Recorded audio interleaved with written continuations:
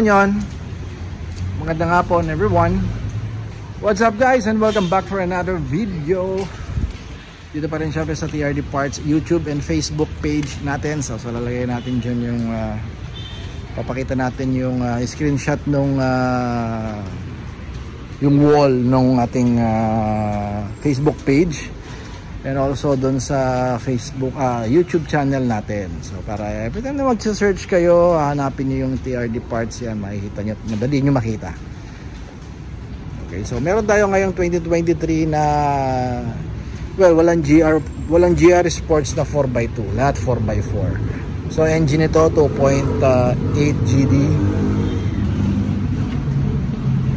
Yan, no? So hindi converted to. Hindi ito ginawa natin, okay?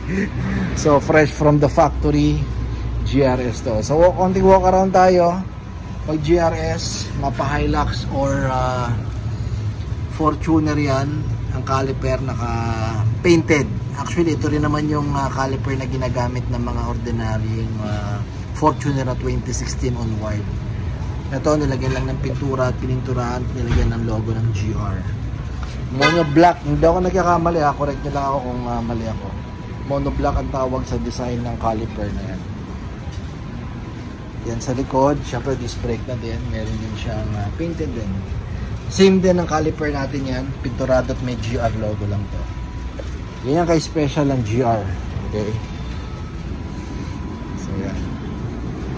Syempre, standard ng GR, black top and pearl white, walang freedom white na GR. Okay, so ito kasi yung mga flagship ng Fortuner segment eh. Okay, so papakita ko pala mamaya sa inyo ito isa. Dito na pala. So meron tayong bagong dating na glossy black na pang GR na pwede rin naman sa 2016 onward.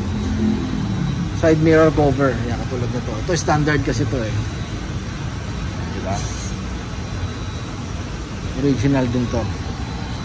So pwede lahat to sa 2016. Kahit na Hilux sir, same lang ang Hilux and Innova 2015 or 2016 onward. Yan, pare-pareho kasi tayo ng side mirror ng mga sasakyan na yan eh. So pwede rin natin gamitin to.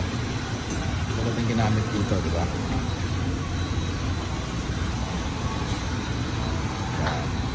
Hood lift assist meron tayo since ito 2023 na at GR pa.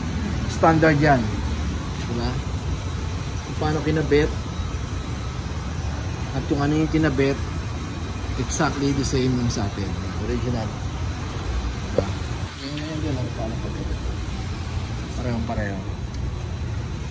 Okay, so ang main event o ang main installation na gagawin natin dito sa GR na poging pogi, bagong bago, malayo pala ako, alam ko na amoy bago na.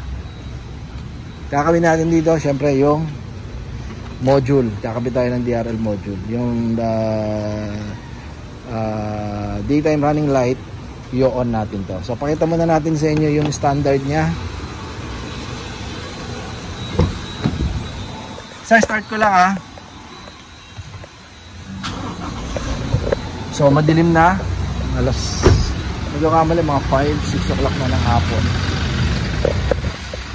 Naka-auto headlight si sir.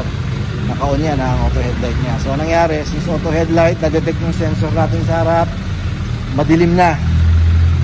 So, wala na kailangan tayong i-on o i-on pa. Basta naka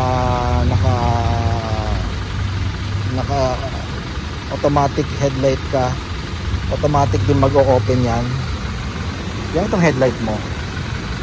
So, matay ngayon yung DRL mo. Matay yung kanya patay. Baka yung iba kasi namamali lang. Akala nila naka-on ang DRL yan. No. Mamaya makikita nyo kung paano sa gabi naka-on ang DRL.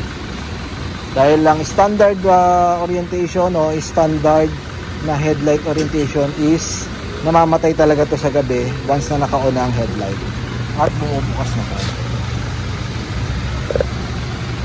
So, mamaya papakita natin kung ano yung tsura niya pag meron ng DRL.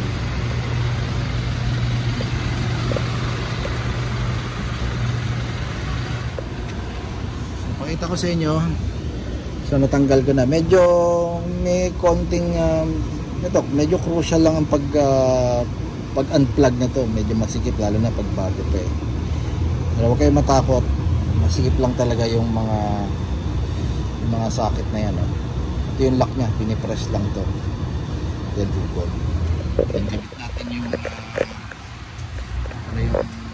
nakapit natin DRL sa kanya. So male, ito yung source, female.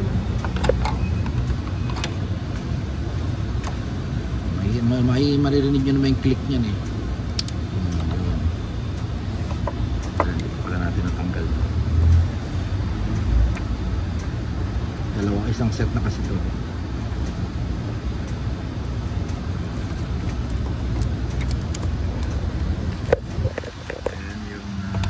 Yung kabila naman, ito yung sa pupunta sa headlight. So ito yung socket ng headlight. Ganun din. Female naman, gusto naman yung male.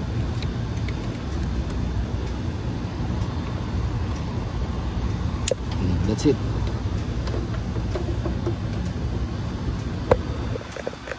Check natin.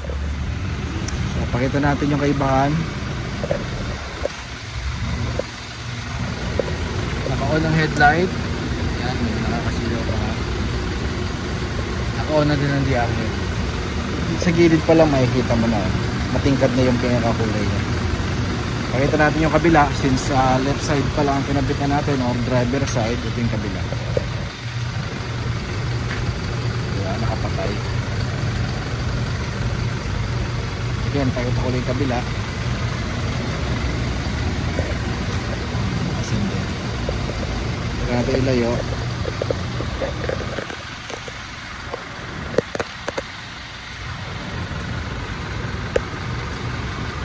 Medyo sapaw na eh. Hindi na masyado makita sa camera. Sabi na lang yung kulay. Pero syempre first impression, guwapo. Maganda ng headlight eh oh. Lalo na yung DRL. Tapos papatayin mo lang. Mabukas yung DRL din. Yung secondary DRL nya. Ito rin syempre nakabukas. Pero patay ang DRL sa taas. Patayan. So final video tayo guys ha. Yan. So nakabit na rin natin yung right side. So both side na siya ngayon. Ayaw mag-focus ang camera ko eh.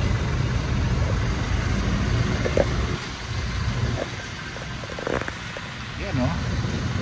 So pareho na nakabit na natin. So isa sa mga impression syempre matingkad. Which is normal. Yan ang DRL eh. So, yung visible ka ngayon at unang-una pogi. Diba? Kaya ba yung DRL natin? Diba? Ano sinabi ng Geely?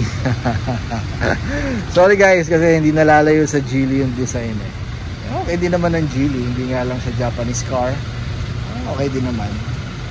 So once again, this is a 2023 brand new GR Sports fresh from the casa.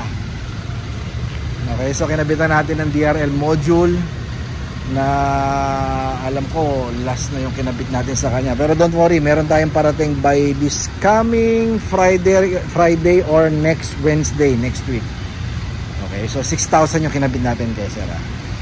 Okay, so thank you kay Sir Drew ng Makati. Yan, dinayo tayo kahit medyo madilim-dilim na.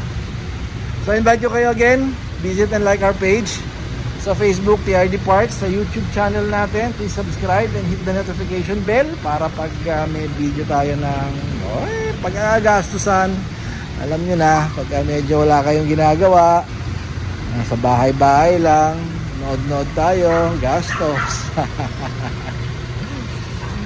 So keep safe everyone. Bye-bye.